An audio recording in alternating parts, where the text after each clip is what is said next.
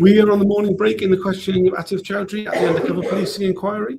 Atif Choudhury was he doesn't like the term founding member, he doesn't like the word term activist, but he's a founding activist in the London International Solidarity Movement, someone who was really involved in setting up the Fair Trade Palestinian olive dates, all sorts of things, organizations.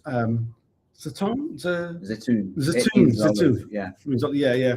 I'm joined by Asa Winstanley, who's a friend of Atif's, and worked with him in the past. What have you made of his questioning so far this morning? Well, it's a much lighter day today, thank God, than yesterday. I don't know. Look, I mean, I think I mentioned yesterday, not very eloquently, that I've sort of got two hats on here. I'm here as Atif's friend. I'm here as a former activist in ISM, and I'm also here as a journalist. So that's three hats.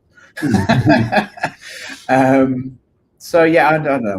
My overall impression of so far this morning is just I'm really proud to be associated with Atif because he's brilliant. He's very eloquent. He's very generous. He's very giving. He's very and he's just like explaining that time very well. You know, that sort of time, mid-2000s, Iraq War, all of that, and he's invoking it very well, and it's incredibly clear of how Rob targeted both him and Maya. You know? Yeah, very much. I mean, he's there's been a lot of restriction orders this morning, so that means that the feed has been suspended multiple times. So I know people will have missed a lot of it, and there's a lot of things we can't say. That's purely down to privacy.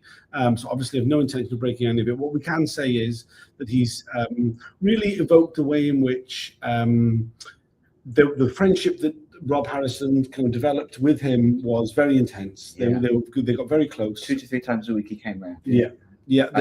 Unannounced. That they talked very deeply about things.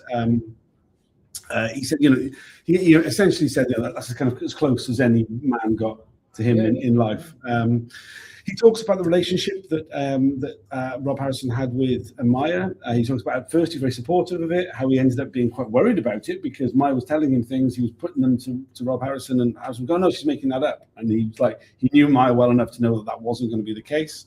And it was like he said there was lots of things that he said that at the time he thought were kind of supportive and like quite whatever, but then in retrospect was like, now we know what we know now, were like actually quite disturbing.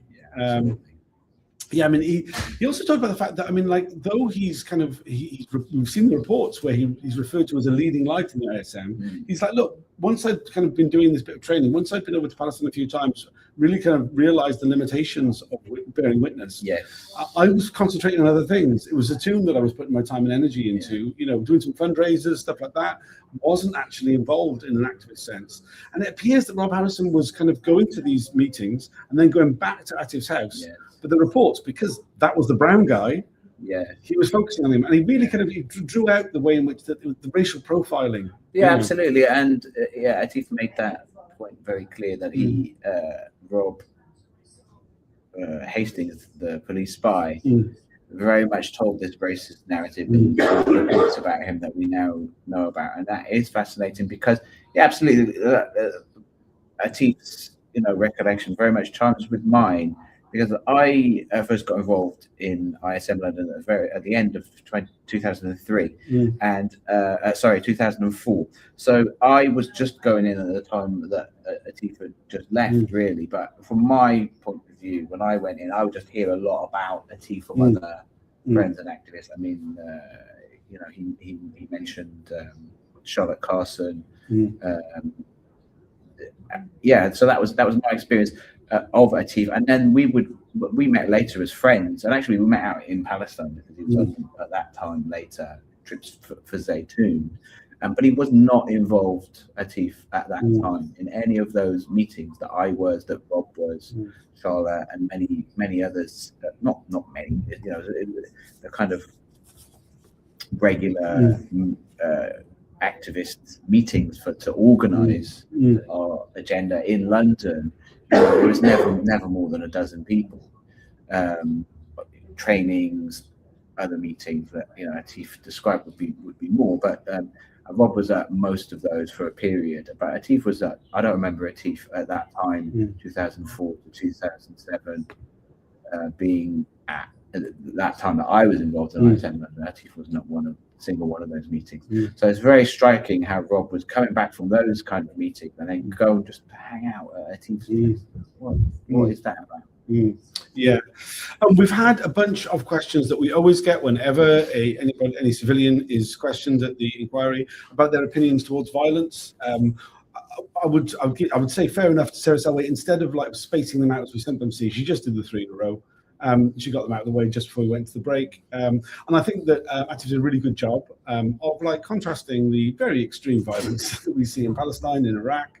But earlier on he'd been talking about the murder of Rachel Corrie, the murder of Tom Herndl. Sorry, please say that.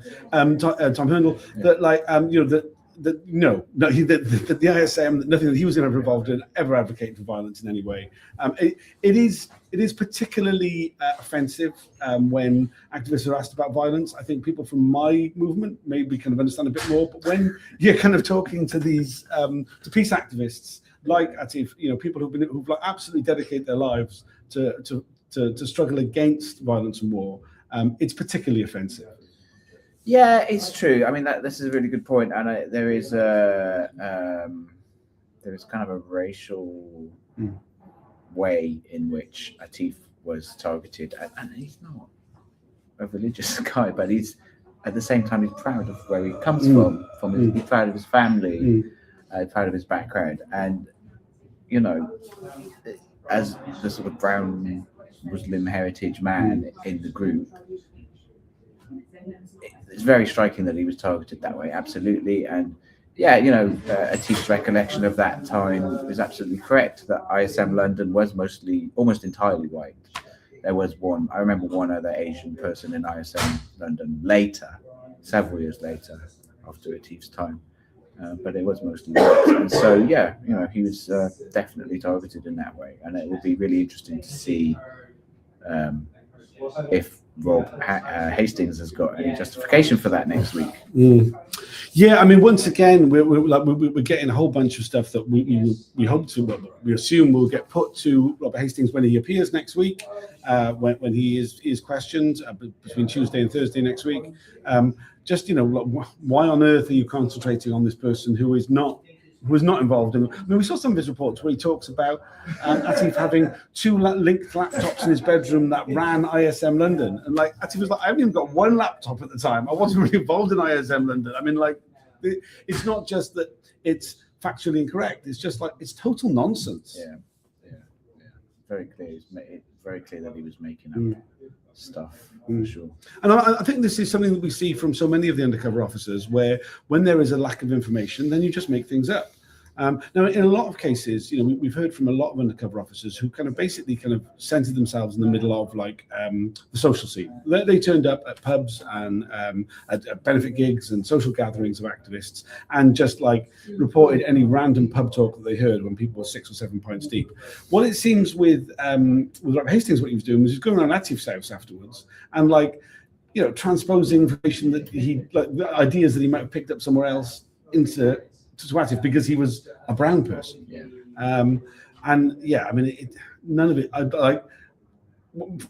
of the reporting we've seen so far, and I hope we'll see a lot more yet. I think things will be starting. Yeah. Just had the knock.